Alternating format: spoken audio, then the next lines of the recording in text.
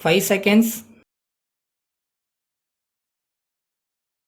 Start. தலைவர் அவர்களே, இந்த அறிக்கையின் மீது பேசும்போது நான் முக்கியமாக விவசாயத்தை பற்றி குறிப்பிட விரும்புகிறேன். நெல் கொள்முதலை பற்றி இங்கே குறிப்பிடப்பட்டிருக்கிறது. விலைவாசி உயர்வை பற்றி நான் இங்கே பலமுறை பேசியிருக்கிறேன். இப்போது விவசாய உற்பத்தி சாதனங்கள் எல்லாம் உயர்ந்த விலையிலே விற்கப்படுகின்றன. பெரிய முயற்சிகளெல்லாம் செய்து நாம் உற்பத்தியை பெருக்கியும் கூட இந்த நிலைமை இருக்கிறது என்றால் இது பொதுவாக நன்றாக சிந்திக்க வேண்டிய பிரச்சனை ஆகும். அறுவடை ஆகின்ற சமயத்தில் பொருள்கள் குறைந்த விலையில் விற்கின்றன. அறுவடை காலத்திற்கு முன்பாக விலைவாசிகள் ஏறிக்கொண்டு போகின்றன. இதுதான் இப்போது இருக்கிற நிலைமை. இப்போது அறுவடை ஆக இருக்கிறது, மறுபடியும் விலைவாசி கீழே போய்விடும். இப்போது இருக்கிற நிலைமையில் மில்காரர்களிடமிருந்து கொள்முதல் செய்வதில் விவசாயிகள்தான் அதிகமாக பாதிக்கப்பட்டிருக்கிறார்கள் என்பது என்னுடைய அனுபவம். ஒரு சில நியாய விலை கடைகளை நகரங்களில் நடத்துவதற்கு இந்த கொள்முதல் செய்யப்படுகிறது.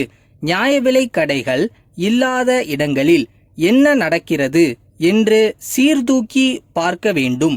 அப்படி பார்க்கும்போது சில லட்சம் பேருக்காக பல லட்சம் பேர் அதிக விலை கொடுத்து அரிசி வாங்க வேண்டிய நிலை ஏற்பட்டிருக்கிறது. மேலும் இந்த அதிக விலை விவசாயிகளுக்கு போய் சேருவது கிடையாது. காரணம், நெல் இருப்பு குறைந்த கட்டத்திலேயும் தீர்ந்துவிடக்கூடிய கடைசி கட்டத்திலேயும் தான் அதிக விலைகள் நிலவுகின்றன. அதனால் நெல்லை தேக்கி வைத்துக்கொண்டு பிற்காலத்தில் விற்கக்கூடிய பணக்கார நிலச்சுவான்தாரர்களுக்குத்தான் இந்த பலன் கிடைக்கிறது. இதனால் சாதாரண விவசாயிகளுக்கு பலன் ஏற்படுவது இல்லை. அதோடு நெல் மில் சொந்தக்காரர்கள் உண்மையாக கணக்கை வைத்திருக்கிறார்களா என்று பார்க்க வேண்டும். அவர்கள் வைத்திருப்பது உண்மையான கணக்கே இல்லை. நெல் மில்காரர்கள் குறைந்த அளவு தங்களுடைய கொள்முதல் என்று மில்லினுடைய வியாபாரத்தை குறைத்து காட்டுகிறார்கள். இதனால் லெவி மாத்திரம் குறைந்து போவதல்லாமல் விற்பனை வரி, வருமான வரி போன்ற மற்ற வருவாய் கூட அரசுக்கு குறைந்திருக்கிறது என்றுதான் எனக்கு தோன்றுகிறது. ஆகையால் இதை ரொம்ப ஆராய்ச்சி செய்து பார்க்க வேண்டுமென்று கேட்டுக்கொள்கிறேன். இந்த மில்களை அரசாங்கம் எடுத்து கொள்ளுவதாக சொல்லுவார்கள். அந்த மாதிரி நிலைமை ஏற்படவில்லை.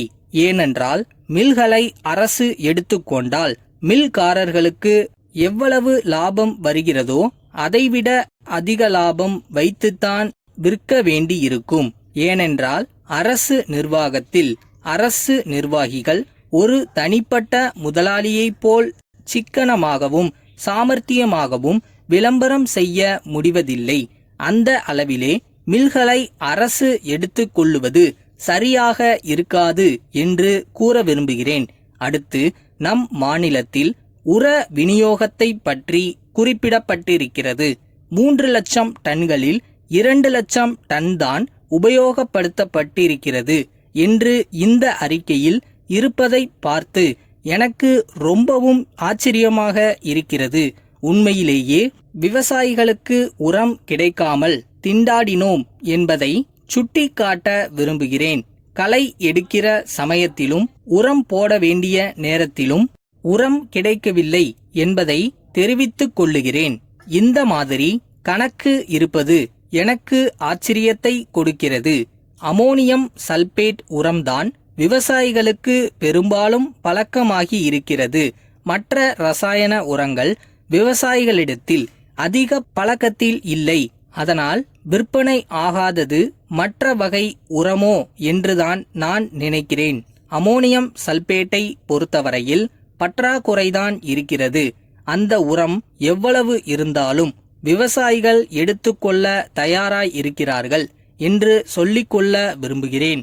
ஒவ்வொரு விவசாய பூமியிலும் மண் பரிசோதனையை செய்து எலும்பு சத்து குறைவா என்ன குறைவு என்று பார்த்து அதற்கான உரத்தை கொடுக்க வேண்டும். அவ்விதம் செய்தால் விளைச்சல் அதிகமாகும் என்று கருதுகிறேன்.